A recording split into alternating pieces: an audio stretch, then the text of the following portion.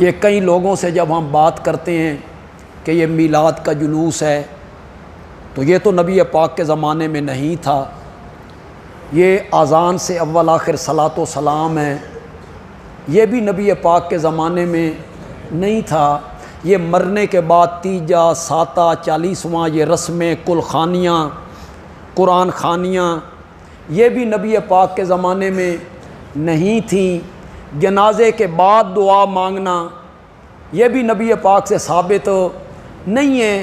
جب ہم یہ بات کرتے ہیں تو فٹ کہتے ہیں یہ جو خطبے کی تم پہلی اذان دیتے ہو یہ بھی تو نبی پاک کے زمانے میں نہیں تھی، آپ کے زمانے میں تو ایک ہی اذان ہوتی تھی۔ کب؟ جب امام منبر پہ آ گیا، اس کے سامنے اذان دی گئی، آپ نے خطبہ ارشاد فرمایا۔ تو یہ جو پہلی اذان ہم دیتے ہیں یہ نبی اکرم صلی اللہ علیہ وسلم کے زمانے میں نہیں تھی، حضرت ابوبکر کے زمانے میں بھی نہیں تھی، حضرت عمر کے زمانے میں بھی نہیں تھی۔ یہ اذان شروع کی تھی حضرت عثمان نے رضی اللہ تعالی۔ کیوں؟ مصروفیات زیادہ ہو گئیں، کاروبار زیادہ ہو گئے، بازار وسیع ہو گئے۔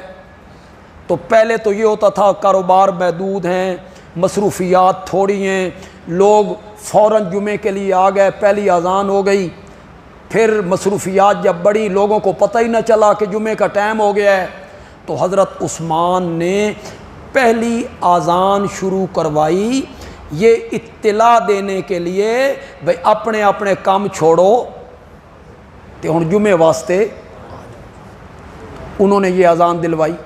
تو ہمارے دوست کہتے ہیں نبی پاک کے زمانے میں تو یہ بھی نہیں تھی، تو پھر یہ بھی بدعت ہے نا، اور یہ تم دلواتے نہیں ہو یہ اذان۔ ان کا یہ جواب ہے، یاد کر لو، تمہیں کوئی بندہ گمراہ نہیں کرے گا، یاد کر لو، جو کام خلفائے راشدین کریں گے وہ کام بدعت نہیں بنے گا، وہ کام کیا بنے گا؟ کس نے اتھارٹی دی ہے ان کو؟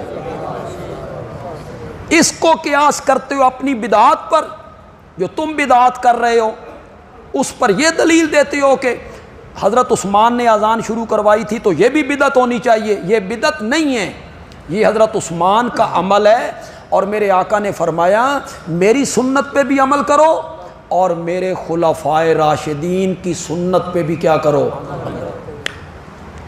یہ جو تراویح کی نماز ہم پڑھتے ہیں 20 رکعتیں جماعت کے ساتھ پورا قرآن، عشاء کی نماز کے بعد مسجد میں، نبی پاک نے تو نہیں پڑھی، آپ نے تو صرف 3 دن پڑھی، بڑی لمبی پڑھی، چوتھے دن آپ نہیں آئے، صحابہ بلاتے رہے آپ نہیں آئے، آپ آتے اور پورا مہینہ آپ پڑھتے تو یہ بھی امت پہ کیا ہو جاتی؟ لازم ہو جاتی۔ آپ نہیں آئے۔ حضرت ابوبکر کے زمانے میں بھی یہ نہیں تھا، لوگ اپنے اپنے طور پہ پڑھتے رہتے تھے۔ حضرت عمر نے شروع کروائی رضی اللہ تعالی، انہوں نے کہا بھئی الگ الگ جو پڑھتے ہو تو سارے مل کے پڑھ لو نا، ایک آدمی کو امام بناؤ، وہ قرآن کی تلاوت کرے پڑھے، تم اس کے پیچھے تراویح پڑھو۔ تو یہ تراویح کی جو نماز ہے یہ نبی پاک کے زمانے میں نہیں تھی، حضرت ابوبکر کے زمانے میں نہیں تھی، یہ کس نے شروع کی؟ تو یہ بدعت ہوگی نا، نبی پاک کے زمانے میں جو نہیں تھی تو پھر بدعت بنے گی۔ آپ کہیں گے یہ بدعت نہیں بنے گی اس لیے کہ آمنہ کے لال نے انہیں یہ اتھارٹی دی ہے میری سنت پہ عمل کرو اور میرے خلفائے راشدین کی سنت پر کیا کرو۔ تو جو کام خلفائے راشدین کریں گے، حضرت عمر کریں گے، حضرت عثمان کریں گے، حضرت علی کریں گے تو وہ کام بدعت نہیں ہوگا، وہ کام کیا بنے گا؟ اگرچہ وہ کام نبی پاک کے زمانے میں نہ ہو۔ کوئی سمجھ بھی آئی کہ کون نہیں ہے؟ آج آپ کی بہت ساری غلط فہمیاں دور ہو گئی ہوں۔ نبی پاک کی سنت پہ عمل کرنا ہے اور خلفائے راشدین کی سنت پہ کیا کرنا ہے؟ عمل کرنا ہے۔ اس کے بعد ایک اور حدیث ہے، آپ نے فرمایا میری امت کے 73 فرقے ہو جائیں گے، سب جہنم میں جائیں گے، صرف ایک ناجی ہوگا جو جنت میں جائے گا۔ صحابہ نے پوچھا یا رسول اللہ وہ ناجی، نجات پانے والا، جنت میں جانے والا کون سا فرقہ ہے؟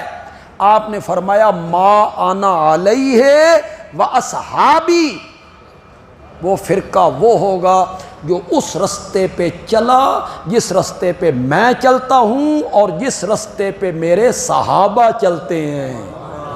تو جو کام صحابہ کریں گے وہ کام بھی سنت بنے گا۔ یہ میرے نبی نے اتھارٹی دے دی، ما انا علیہ و اصحابی، جس رستے پہ میں چلا اور جس رستے پہ میرے صحابہ چلے۔ بدعت وہ کام ہوگا